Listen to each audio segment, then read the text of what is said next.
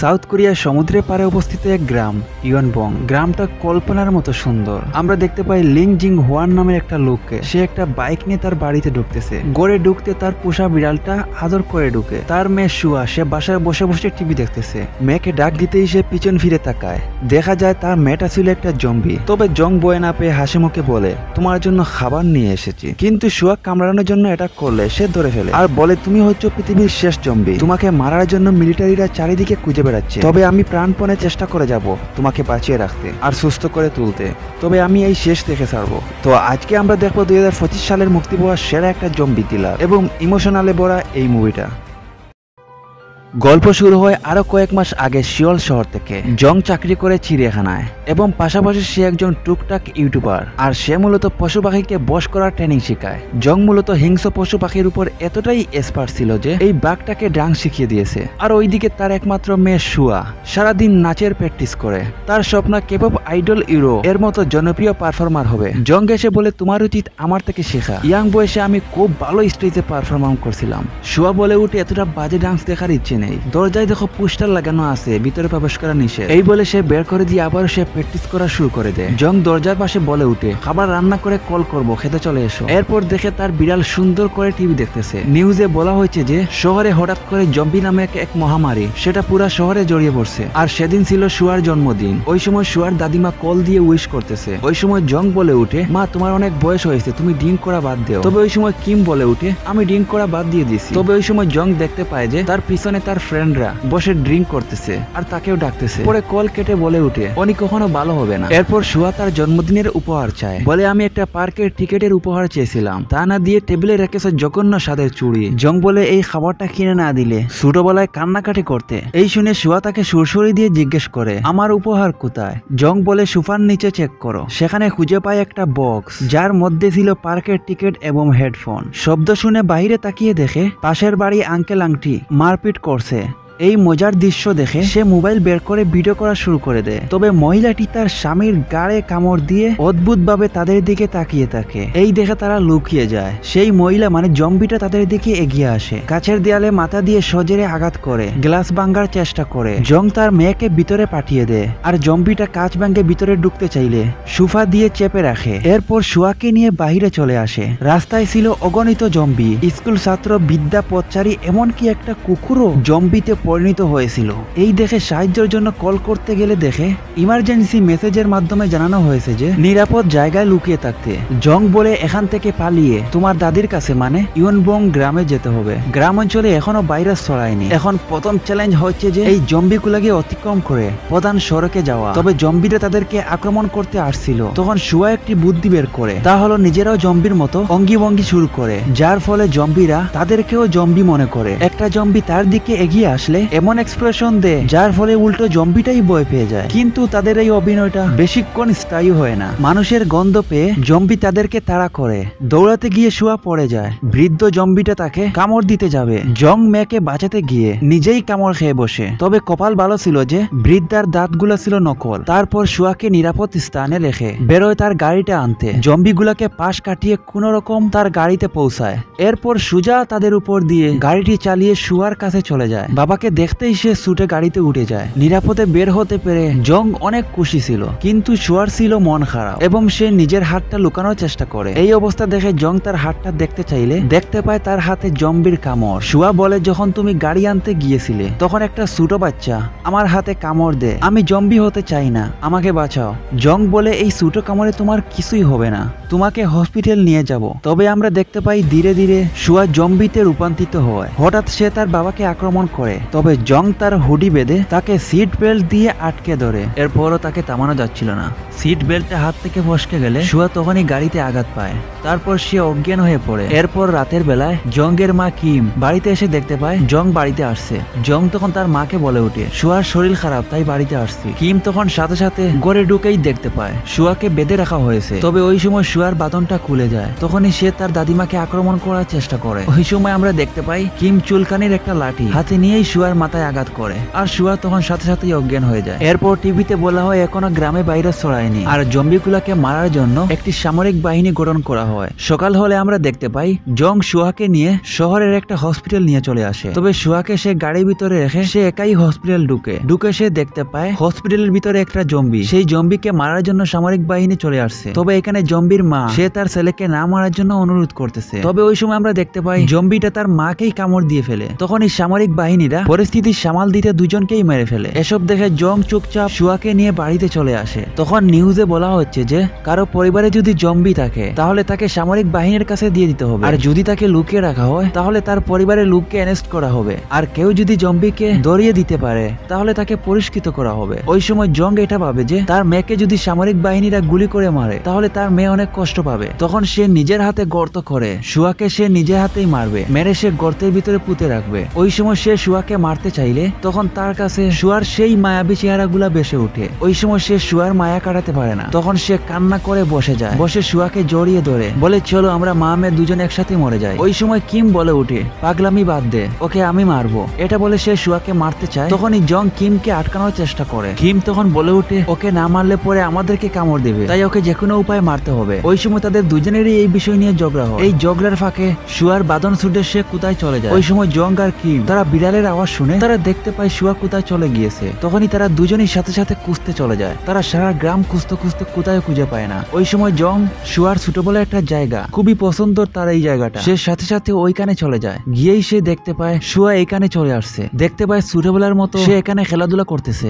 জং কিমকে বলে উঠে দেখো মা, শুয়ার উপরে জম্বির ভাইরাসটা পুরাপুরি ছড়ায়নি। দেখো সে ছোটবেলা এখানে খেলাধুলা করতো আর এখনো সে সেই খেলাধুলা করতেছে। আর এটা লক্ষ্য করো যে তোমার হাতে চুলকানির লাঠিটা দেখে সে অনেকটা ভয় পায়, তার মানে আমাদের শুয়া এখনো পুরাপুরি জম্বি হয়নি। এটা বলে সে একটা মোবাইলে গান ছেড়ে দেয়, মানে এই গানটা শুয়ার প্রিয় গান। তখন আমরা দেখতে পাই শুয়া গানের তালে তালে নাচা শুরু করে দেয়। এটা দেখে জং আর কিম আরো অনেক অবাক হয়ে যায়। কিম তখন তার নাতনিকে নিয়ে আবারও বাড়িতে চলে আসে। আসার পর তারা নিউজে দেখতে পায় ডাক্তাররা বলতেছে জম্বি ভাইরাসের জন্য ওষুধ বানানোর চেষ্টা করতেছে। তবে মানুষ জম্বি হওয়ার পর তার মস্তিষ্কর টিস্যুগুলা আস্তে আস্তে দুর্বল হওয়া শুরু করে দেয়, আর তখন সে পশুর মতো আচরণ করে। তবে এই জঙ্গি রোগের জন্য কোনো ধরনের অ্যান্টিবায়োটিক বানানো যায় আর সেটা জম্বিকে খাওয়ানো হয়, তাহলে হয়তো সে আগের রূপে ফিরে আসবে। আমরা এই জম্বি ভাইরাসের জন্য খুব শীঘ্রই ওষুধ বানানোর চেষ্টা করতেছি। ওই সময় কিম বলে ওঠে এটা বাদ দাও, শুয়া যদি আমার নাতনি হয় তাহলে সে আমার হাতের খাবারটা খাবে। তবে ওই সময় শুয়া তার হাতের খাবারটা না খেয়ে সে তখন রাক্ষসের মতো মাংস খাওয়া শুরু করে দেয়। পরে আমরা দেখতে পাই বাড়িতে ডংবো নামে একটা লোক আসে, আর সে মূলত জঙ্গের খুবই কাছের একটা বন্ধু। সে মূলত শুনছে জং তার বাড়িতে আসছে।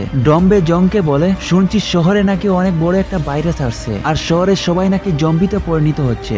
এরপর বলে শুয়া কোথায়, এটা বলেই সে শুয়ার রুমে চলে যায়। জং আর কিম বাধা দিতে চাইলে সে টেলের দরজা খুলে দেখতে পায় শুয়া রাক্ষসের মতো খাবার খাচ্ছে। এটা দেখে সে অনেকটা ভয় পেয়ে যায়। তারপর সে সাথে সাথে সামরিক বাহিনীর হটলাইনে কল দেয়। তবে ওই সময় জং এসে বাধা দেয়, বলে আরে তুমি কি করো, শুয়া তো এখনো পুরোপুরি জম্বি হয়নি, তোমাকে আমি সব কথা খুলে বলতেছি, তুমি না হয় আমাকে একটু হেল্প করবে, তা না করে তুমি সামরিক বাহিনীকে কল দিতেছো। এরপর জং ডম্বিকে সবকিছু খুলে বলে। তখন আমরা দেখতে পাই জং ডম্বির ফার্মেসিতে চলে আসে, বলে দেখো আমি বাবা হয়ে মেয়েকে কেমনে মরতে দেখতে পারি, আর সে কিন্তু পুরোপুরি জম্বি হয়নি। জং বলে শুয়াকে সে প্রশিক্ষণ দিবে, আর এই বিষয়ে জংয়ের একটা ভালো অভিজ্ঞতা আছে, কারণ সে আগে চিড়িয়াখানার পশুকে প্রশিক্ষণ দিত। এরপর আমরা দেখতে পাই জংয়ের সাথে ডংবি মানে তার ফ্রেন্ড সেও বলে উঠে সে জংকে হেল্প করবে যাতে শুয়াকে সে আগের রূপে মানুষের রূপে আনতে পারে। ওই সময় জং এটা শুনে অনেকটা খুশি হয়। তারপর থেকে আমরা দেখতে পাই জং শুয়াকে নিয়ে একটা খোলামেলা জায়গায় সমুদ্রের পাড়ে নিয়ে চলে আসে। তখন তারা দুজন মিলে শুয়াকে প্রশিক্ষণ দেয়। ওই সময় জং আর ডম্বি তারা দুজনই হাতে গ্লাস লাগিয়ে নেয় যাতে শুয়া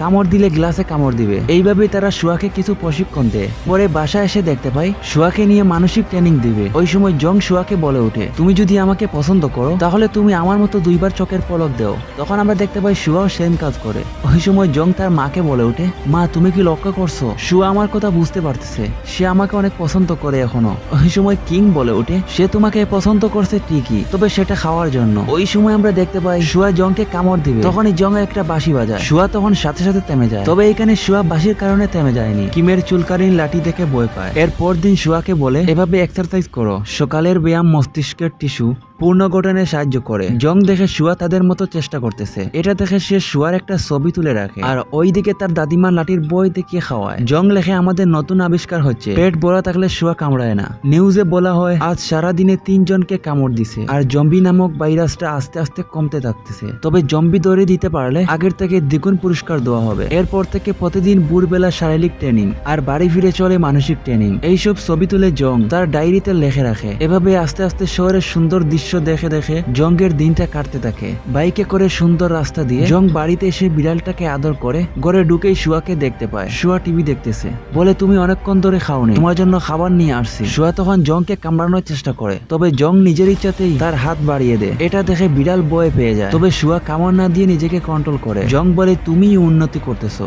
পরের দিন উঠানো বসে মানসিক ট্রেনিং দেয়, নিজের ছবি দেখিয়ে বলে এটা হচ্ছে আমি, বাবা বলে ডাকো। শুয়া অনেক চেষ্টা করে ব্যর্থ হয়। কিম বলে আদর করে জিজ্ঞাসা করো, ঠিকই বলবে, বলে আমাকে দাদিমা বলে ডাকো। তবে শুয়া চেষ্টা করেও পারে না, যদিও বিড়ালটা দাদিমা বলে ডাকছিল। শুয়া এটা দেখে অনেকটা রেগে যায়। কিম ইউটিউবের মেকআপের ভিডিও দেখে ছেলেকে বলে শুয়াকে মেকআপ করে বাইরে নিয়ে ঘুরতে যাও, মুখে রক্তাক্ত দাগগুলা মেকআপ দিয়ে ঘুরতে পারবে। এই বলে কিম একটা মেকআপের লিস্ট দেয়। এটা নিয়ে জং দোকানে চলে যায়। বাইরে শুয়ার মতো অনেক স্টুডেন্ট দাঁড়িয়ে আছে। এটা দেখে জং অনেকটা আফসোস করে। হঠাৎ করে সে একটা টিচারকে দেখে লুকিয়ে যায়। টিচার মানে ওই মেয়েটি। সে কিছুটা হলেও বুঝতে পারে যে এখানে কেউ একজন লুকিয়ে আছে, তাই সে ওই সময় ভিতরে ঢুকে যায়। ঢুকেই জংকে দেখতে পায়। এরপর ইউন তাকে এগিয়ে দেওয়ার জন্য গাড়িতে উঠায়। আর তারা দুজন মূলত অনেক আগে থেকে অনেক ভালো দুইজন বন্ধু। প্রায় 15 বছর পর তাদের দুজনের দেখা। ইয়ং জানতো না যে জং বিয়ে করে ফেলছে আর তার একটা মেয়েও আছে। ইয়ং জংকে বলে সে শুয়ার সাথে দেখা করবে, তবে জং এটা শুনে সে গাড়ি থেকে নেমে যায়, কারণ সে চায় না যে তার মেয়ে যে জম্বি সেটা সবাই না জানুক। এরপর ইওনের সাথে দেখা করার কথাটা ডম্বিকে জানায়। ডম্বি তখন বলে উঠে, চিনতে পেরেছি, এটা তোমার প্রথম প্রেম ছিল। তখন ইউনো সেখানে হাজির হয়, বলে ডম্বের থেকে সবকিছু শুনেছি, তোমার স্ত্রীর সাথে ডিভোর্স হয়েছে এবং মেয়েটা মস্তিষ্কের রোগে আক্রান্ত। এ কারণে তুমি আমাকে বাড়িতে না নিয়ে মাঝপথে নেমে গেছো। তবে শুয়াকে স্কুলে পাঠাতে পারো, আমি তার টেক কেয়ার করব। জং বলে শুয়া এখনো স্কুলে যাওয়ার জন্য প্রস্তুত না। তখন নিউজে বলা হয় জম্বি ভাইরাসটা এখন আর ছড়ায় না। ইয়ন বলে আমি জম্বিকে ঘৃণা করি, যার সাথে আমার বিয়ে হয়েছিল সেও জম্বিতে পরিণত হয়েছিল। পরে আমি আমার স্বামী মানে জম্বিকেই মেরে ফেলছি, আর বলে এই হাতে অগণিত জম্বি মেরেছি। ওই সময় এটা শুনে তারা কি বলবে বাসায় খুঁজে পাচ্ছে না। জং বাসায় এসে ইউনের সোশ্যাল মিডিয়া চেক করে দেখতে পায় যে ইউন জম্বি অনেক মেরেছে এবং সে অনেক জম্বি মারার কারণে সে সরকারের কাছ থেকে অনেক পুরস্কার পেয়েছে। এই দেখে তার অবস্থা অনেক খারাপ হয়ে যায়, কারণ ইউন যদি তার মেয়ের কথা শুনে তাহলে সে তার মেয়েকে মেরে ফেলবে। ওইদিকে কিম জেনে গিয়েছে যে জঙ্গের প্রথম প্রেমের সাথে দেখা হয়েছে। ওই সময় কিম জংকে বলে উঠে, তুমি এই মেয়েকে আগে অনেকবার বাড়িতে নিয়ে আসতে আর অনেক মজার মজার খাবার খাওয়াতে, আর ওই সময় বলতে তুমি ওকেই বিয়ে করবে। ওই সময় জং এটা শুনে অনেকটা লজ্জা পেয়ে যায়। তখন সে তার মাকে বলে শীত চলে আসতেছে, শোয়ার জন্য শীতের কাপড় আনতে হবে, তাই আমাদের আগের বাড়িতে যেতে হবে। পরের দিন আমরা দেখতে পাই শিওলের জন্য রওনা হয়। রাস্তায় দেখতে পায় একটা আন্দোলন হচ্ছে। আন্দোলনটা মূলত হচ্ছে যারা জম্বিতে আক্রান্ত তাদেরকে যেন না মারা হয় আর শীঘ্রই যাতে অ্যান্টিডোট বা প্রতিষেধক ওষুধ তৈরি করা হয়। এরপর শোয়াটা নেওয়ার জন্য বাড়িতে চলে আসে। কল্পনায় তার সুস্থ মেয়ে এসে বলে আমি তোমাকে অনেক কষ্ট দিয়ে ফেলছি, তবে যুদ্ধ চালিয়ে যাচ্ছি সুস্থ হওয়ার জন্য। তবে ওই সময় জং তার মেয়ের অনেক স্মৃতি দেখে কান্না করে। তবে বাড়ি ফিরে দেখে ইউন তার মায়ের সাথে বসে ডিনার করতেছে। সে বলে আন্টির রাইস কেক গুলা ঠিক আগের মতো। এই দেখে কিমকে সাইডে নিয়ে বলে ওকে ঘরে ঢুকতে দিলে কেন? ঠিক তখনই শুয়া রুম থেকে বেরিয়ে যায়। ইউন তাকে দেখার আগেই জং এসে রুমে ঢুকিয়ে দেয়, বলে মেয়েটা নতুন কাউকে দেখলে অস্বাভাবিক হয়ে যায়। তখন শুয়া জম্বিদের মতো আচরণ করতেছে তা দেখে ইউন সন্দেহ করলে সে তাকে নিয়ে বাইরে চলে আসে আর বলে এভাবে হুট আউট করে তুমি কারো বাড়িতে ঢুকতে পারো না। এই শুনে সে চলে যায়। কিম চলে আসে গ্রামের একটা মিটিং এ। গ্রামের প্রেসিডেন্ট বলে গত 10 বছর ধরে গ্রামের সৌন্দর্য আর জিরো ক্রাইম রেট এর জন্য পুরস্কার পেয়েছে। এবার আর একটা পুরস্কার যোগ হয়েছে যা হচ্ছে জিরো জম্বি ভাইরাস, মানে এই গ্রামে কোনো জম্বি নেই। তবে এটা শুনে কিমের কাশি পেয়ে যায়। বিষয়টা লক্ষ্য করে ইয়ন তখন প্রেসিডেন্টকে বলে উঠে কিমের নাতি অনেকদিন ধরে স্কুলে যায় না আর তাকে স্কুলে পাঠানোর জন্য অনুরোধ করা হয়।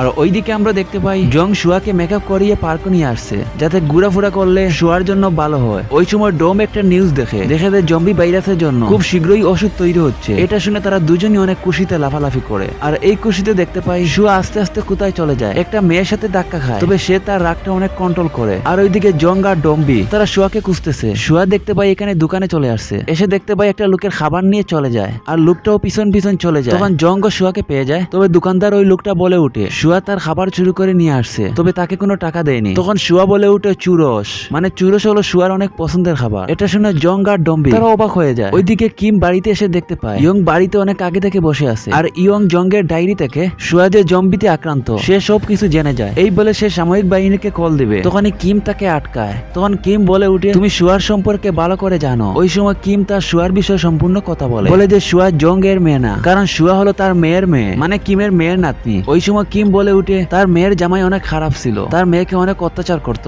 আর একদিন শুয়ার মা সে অফিসের কাজে বাইরে ছিল, আর সে কল দিয়ে জংকে বলছিল জং যেন তার মেয়েকে দেখে রাখে। তবে ওই সময় কি হয়েছিল, জং শুয়াকে রেখে সে একটা পার্টিতে চলে যায়, আর পার্টিতে মূলত জঙ্গের প্রথম প্রেম মানে ইয়ন ছিল। ওই সময় জং তাড়াতাড়ি পার্টিটা শেষ করে সে বাসায় চলে আসে। তবে জঙ্গের বোন সে জংকে অনেকবার কল দিয়েছিল, জং পার্টিতে যাওয়ার কারণে সে কলটা ধরতে পারে। ওই সময় জঙ্গের বোন সে জংকে অনেক বকা দেয়, বলে শুয়াকে একা কেন রেখে গেল। এই নিয়ে তাদের ফোনে কথা হয়, আর একটু কথা কাটাকাটিও হয়, বলে শুয়াকে একটু দেখে রাখতে। এই বলে হঠাৎ করে একটা গাড়ি এসে জঙ্গের বোনের উপরে উঠে যায়, আর ওই সময় জঙ্গের বোন মারা যায়। এরপর থেকেই জং শুয়াকে মেয়ের মতো আদর করে রাখে। পরে দেখতে পাই জংরা বাড়িতে চলে আসে। ওই সময় ইয়ন শুয়াকে মারার জন্য এগিয়ে আসে, আর শুয়াও তাকে মারার জন্য আক্রমণ করতে চাইলে জং তাকে বলে শান্ত থাকার জন্য।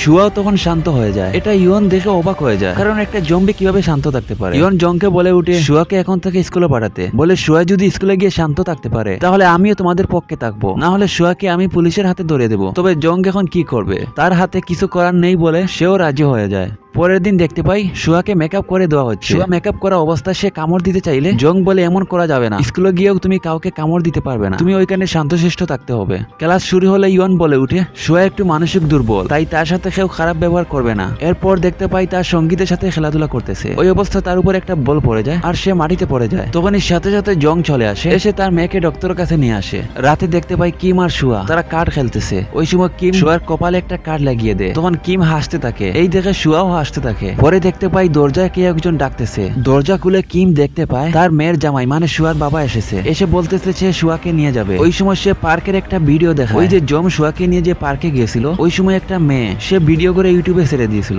আর বলেছিল ওই মেয়েটা একটা জম্বি। তাই শুয়ার আসল বাবা এটা শুনে সে শুয়াকে নিতে চলে আসছে, নিয়ে এসে সরকারের হাতে তুলে দিবে, আর সে সরকারের কাছ থেকে পুরস্কার পাবে। তবে কিম বাধা দিতে চাইলেও জোর করে শুয়াকে নিয়ে চলে যায়। তবে জং যখনই শুনতে পায় সে সাথে সাথে শুয়াকে খুঁজতে চলে যায়। রাস্তায় গাড়ি থামিয়ে শুয়াকে গাড়ি থেকে নামিয়ে বলে আমার মেয়েকে কোথাও নিয়ে চলে যেতে পারবে না। এটা বলে তাদের মধ্যে ঝগড়া শুরু হয়। এই ঝগড়ার মাঝে শুয়ার আসল বাবা বলে ওঠে চলো শুয়াকে সরকারের হাতে তুলে দিয়ে দুজন টাকাগুলো ভাগ করে নেই। এটা শুনে জং আরো রেগে যায়। এরপর জং আর শুয়ার আসল বাবার সাথে মারামারি শুরু হয়। তখন জংকে অনেকটা আঘাত করে। শুয়া এটা দেখে সে তার আসল বাবাকে কামড় দিয়ে জম্বি বানিয়ে ফেলে। জম্বি হয়ে আঘাত করতে চাইলে জং তাকে লাঠি দিয়ে মেরে ফেলে। এরপর শুয়াকে নিয়ে বাড়িতে চলে আসে, এসে তার মাকে বলে উঠে শুয়াকে নিয়ে অন্য কোথায় চলে যাবে। ওই সময় কিমও বলে উঠে তার সাথে যেতে। পরের দিন আমরা দেখতে পাই জং তার মাকে বলে উঠে এই চিঠিটা ইয়নকে দিয়ে আসো, আর আসার সময় শোয়ার জন্য পছন্দের কিছু খাবার নিয়ে এসো, তারপর আমরা বের হব। তারপর কিম চিঠি দেওয়ার জন্য ইয়নের বাসায় চলে যাচ্ছে।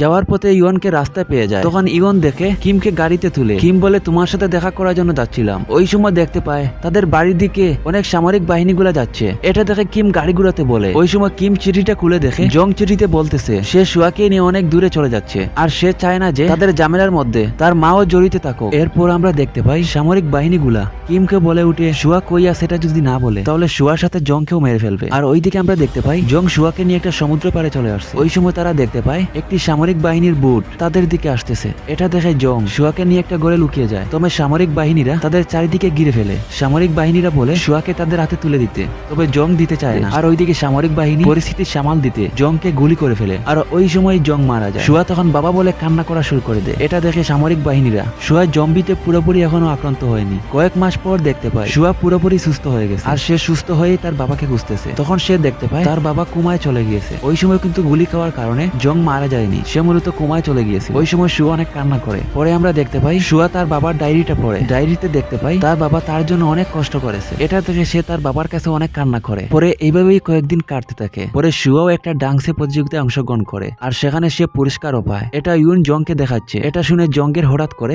আঙ্গুল লড়তে থাকে, আর এরপর আস্তে আস্তে জং সুস্থ হওয়া শুরু করে। আর জং সুস্থ হওয়ার পর তারা সবাই মিলে এই গ্রামেই তাদের সুন্দর জীবনটা কাটতে থাকে।